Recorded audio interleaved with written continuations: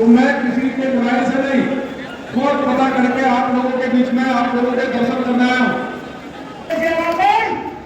चमके 3 लाख तलवार, वाह। लेकिन जब एक बार घूमता हूं तो सारी तलवार नाम में बंद हो जाती है।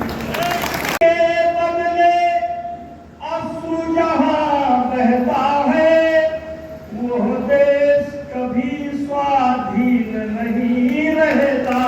मैं एक सामान्य परिवार में, साधारण परिवार में पैदा हुआ। दुनिया का कोई दुख और कोई सुख ऐसा नहीं है जो मैंने देखा ना हो, और संघर्ष से तो मेरी रिश्तेदारी है।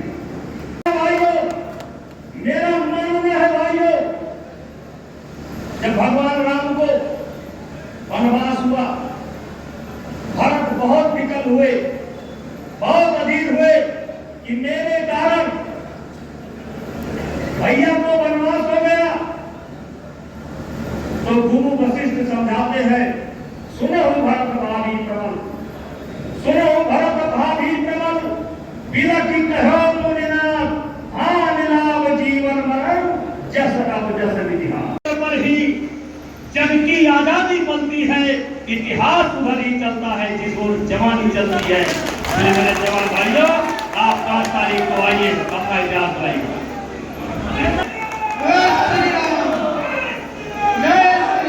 Emotional drama, emotional drama. मेरे भाइयों, मैं आपसे कहना चाहता हूं, मैंने आभा में एक लाइन पढ़ा था, एक लाइन, पूरी आभा नहीं जानता हूं, लेकिन एक लाइन कभी कभी याद करता हूं। यक्कई उदल के जियारा पर चमके 3 लाख तलवार। बाहर कौन थे? जो कांग्रेस से जुड़े थे। कांग्रेस के अलावा अगर किसी भी पार्टी से कोई नेता जुड़ा था तो उसका स्थान जेल में था। मुझे विश्वास है कि आपके इलाके से भी कई लोग उस समय जेल में रहे होंगे। लेकिन मेरे भाइयों, मैं कहना चाहता हूं कि आजादी का तो संघर्ष मैंने नहीं देखा, आजादी का संघर्ष तो मैंने नहीं देखा, लेकिन सन 1975 का इंदिरा जी ने जो इमरजेंसी लगाई थी, उस संघर्ष को मैंने देखा, और उसमें भी मुझे जेल जाने का मौका मिला था, मैं भी जेल गया था। लेकिन भाइयों, आजाद भारत में या 60-65 साल के इतिहास में ये छोटा सा मसला जितना बड़ा बन चुका है, इतना समर्थन, याद करना, इतना समर्थन आज तक किसी को नहीं मिला जितना समर्थन आपके बेटे को मिल रहा है, आपके भाई को मिल रहा है। मेरे नाम पर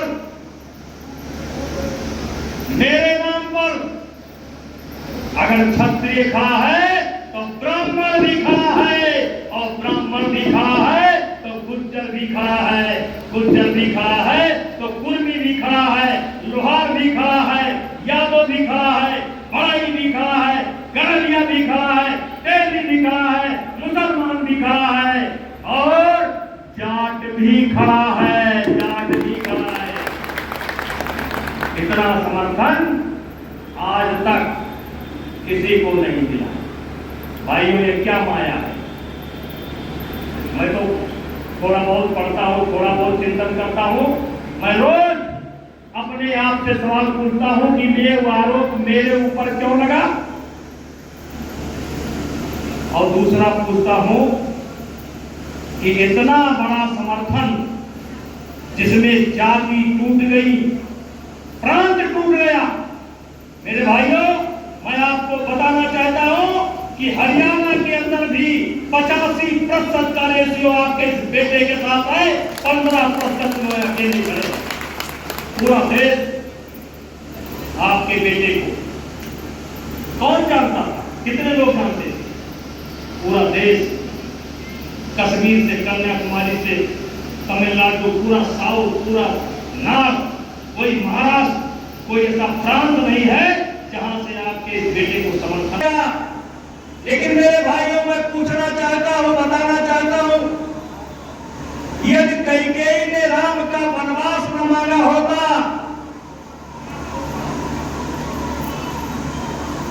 तो केवट से भेंट कैसे होती? केवट से भेंट कैसे होती? ऋषि भारद्वाज से भेंट कैसे होती? वनवासी, यादवासी, जंगल में रहने वाले, उनसे भेंट कैसे होती? सबरी से भेंट कैसे होती? सूर्पनखा का नाक कान कैसे कटता? खरदूषण का अंत कैसे होता? हनुमान जी से भेंट कैसे होती? सुग्रीव से भेंट कैसे होती? बाली का वध कैसे होता? समुद्र पर सेतु कैसे बनाया जाता? और रावण का अंत कैसे होता? मेरे भाइयों, इसका श्रेय अगर किसी को जाता है तो कैकेयी को जाता है, मंथरा को जाता है, जिसने अपने ऊपर आदेश ले लिया, क्योंकि भगवान राम को इतिहास बनाना था। यदि राम अयोध्या के राजा होकर के रह जाते तो राम का कोई इतिहास नहीं होता। और इसीलिए कभी कभी मैं एक कविता पढ़ता हूं, और कविता पढ़ता नहीं हूं, इस कविता पर जिया हूं। सच है कि मत जब आती है, कायर को ही दहलाती है, सूरमा नहीं विचलित होते, पल एक नहीं धीरज होते, संकट का चरण न कहते हैं, जो आ पड़ता सब सहते हैं। मैं इस कविता को पढ़ा हूं और इस कविता को किया, इसलिए मैं इन खिलाड़ियों को कोई श्राप नहीं देना चाहता। इन खिलाड़ियों से मेरा कोई बैर भी नहीं है। ये खिलाड़ी हमारे बच्चे की तरफ है। इनके कामयाबी में आपके इस भाई का खून और पसीना लगा हुआ है, इनके कामयाबी में। और इसीलिए 10 दिन पहले तक ये लोग मुझे कुश्ती का भगवान कहते थे। 10 दिन पहले तक ये मुझे कुश्ती का भगवान कहते थे, क्योंकि इनके कामयाबी में आपके भाई का खून पसीना लगा हुआ है। जिस समय हमने कुश्ती को संभाला, दुनिया में हम 20वें नंबर पर थे, 18वें नंबर पर थे, लेकिन मेरा शौक था, मैं खेल का प्रेमी था और मैं उसमें जुट गया। आज मैं बताना चाहता हूं, मैं जब हमारा आपका संबंध बहुत पुराना है और सरजू के इस पार आप हैं और सरजू के उस पार हम हैं। बाढ़ कैसे आती है आप भी जानते हैं, और बाढ़ में तैरा कैसे जानता है हम भी जानते हैं। भैंस कैसी होती है हम भी जानते हैं, और भैंस कैसी होती है आप भी जानते हैं। केवल नदी का अंतर है, बाकी कोई अंतर नहीं। भाइयों, आप सब जानते हैं, मैं एक सामान्य परिवार में, साधारण परिवार में पैदा हुआ। दुनिया का कोई दुख और कोई सुख ऐसा नहीं है जो मैंने देखा ना हो, और संघर्ष से तो मेरी रिश्तेदारी है। क्योंकि मुझे याद है, मैं 16 साल का था और मेरा ही घर गिराया गया। थोड़ा आवाज सुनो। मैं 16 साल का था, मेरा ही घर गिराया गया, और मैं बड़ा सौभाग्यशाली व्यक्ति हूं कि अपने ही घर गिराए जाने के मुकदमे में मुझे 7 दिन जेल में पहली बार रहने का मौका मिला था। लेकिन बचपन में या बचपन से इस क्षेत्र के कई ऐसे लोग हैं जो मेरे साथ पढ़ते थे। सब जानते हैं, मैं बचपन में ही और बचपन से ही सभी लोगों से कहता था कि भैया किसी गरीब को कभी मत सताना, भैया किसी शरीफ को कभी मत सताना, गरीब की बददुआ मत लेना, शरीफ का श्राप मत लेना।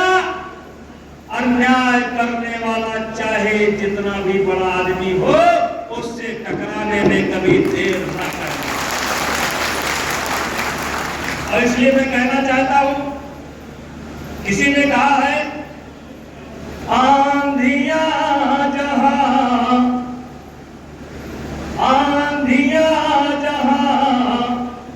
लेकिन बचपन में या बचपन से इस क्षेत्र के कई ऐसे लोग हैं जो मेरे साथ पढ़ते थे। सब जानते हैं मैं बचपन में ही और बचपन से ही सभी लोगों से कहता था कि भैया किसी गरीब को कभी मत सताना, भैया किसी शरीफ को कभी मत सताना, गरीब की बददुआ मत लेना, शरीफ का श्राप मत लेना। अन्याय करने वाला चाहे जितना भी बड़ा आदमी हो, उससे टकराने में कभी देर न करना। हमारा आपका संबंध बहुत पुराना है, प्रशासनिक दृष्टि से भी हमारा आपका संबंध बहुत पुराना है। और सरजू के इस पार आप हैं और सरजू के उस पार हम हैं। बाढ़ कैसे आती है आप भी जानते हैं, और बाढ़ में तैरना कैसे जानता है हम भी जानते हैं। भैंस कैसी होती है हम भी जानते हैं, और भैंस कैसी होती है आप भी जानते हैं। केवल नदी का अंतर है। और इसीलिए मेरे भाइयों, मैंने पहले दिन जब मेरे ऊपर आरोप लगाया गया तो मैंने कहा कब हुआ, कहां हुआ, किसके साथ हुआ। याद रखना मेरे भाइयों, हम सब लोग उस परंपरा से आते हैं, उस अयोध्या को अपना आदर्श मानते हैं, उस राम को अपना आदर्श मानते हैं, जिस राम ने अपने पिता के वचन को निभाने के लिए 14 वर्ष का वनवास स्वीकार किया, पलट करके नहीं देखा। हम उस परंपरा से आते हैं, कहते हैं रघुकुल रीत सदा चली आई और प्राण जाए तो वचन न जाए। आज भी मैं उसी बात पर कायम हूं। 4 महीने हो गए, 4 महीने हो गए, मुझे फांसी चाहते हैं। सरकार मुझे फांसी नहीं दे रही है तो अपना मेडल लेकर के गंगा में बहाने जा रहे हैं। मुझ पर आरोप लगाने वालों, गंगा में मेडल बहाने से बृजभूषण सिंह को फांसी नहीं मिलेगी। अगर तुम्हारे पास कोई सबूत है तो जा करके पुलिस को दो, न्यायालय को दो, और न्यायालय मुझे फांसी देगा तो मुझे स्वीकार है, मैं उस फांसी पर चढ़ जाऊंगा। आपकी कमिश्नरी का नाम अवध होता था, अवध, और अवध में 4 जिले होते थे। जब फैजाबाद इसकी कमिश्नरी हुआ करती थी तो उसके 4 जिले उस कमिश्नरी के अंतर्गत आते थे। एक जिला था बाराबंकी, दूसरा जिला था फैजाबाद, तीसरा जिला था सुल्तानपुर, और चौथा जिला था गोंडा, और 5वां जिला था बहराइच। यानी 5 जिले मिलकर के एक कमिश्नरी बनती थी। तो इस प्रकार से देखा जाए, कहा तब हुआ, कहां हुआ, किसके साथ हुआ। और मैंने एक बात ये भी कहा था, अगर एक भी आरोप मेरे ऊपर साबित हो जाएगा तो ब्रिजभूषण सिंह स्वयं फांसी पर लटक जाएंगे, किसी को कहना नहीं। इसलिए मैं कहना चाहता हूं, किसी ने कहा है आंधियां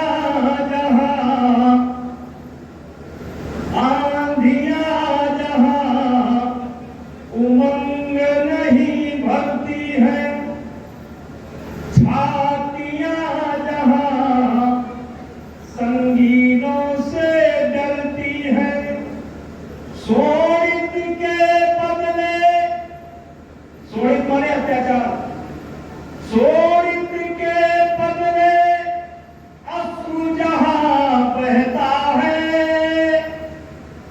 अन्याय की याद है। मैं 16 साल का था और मेरा ही घर गिराया गया। थोड़ा आवाज सुनो। मैं 16 साल का था, मेरा ही घर गिराया गया और मैं बड़ा सौभाग्यशाली व्यक्ति हूं कि अपने ही घर गिराए जाने के मुकदमे में मुझे 7 दिन जेल में पहली बार रहने का मौका मिला था।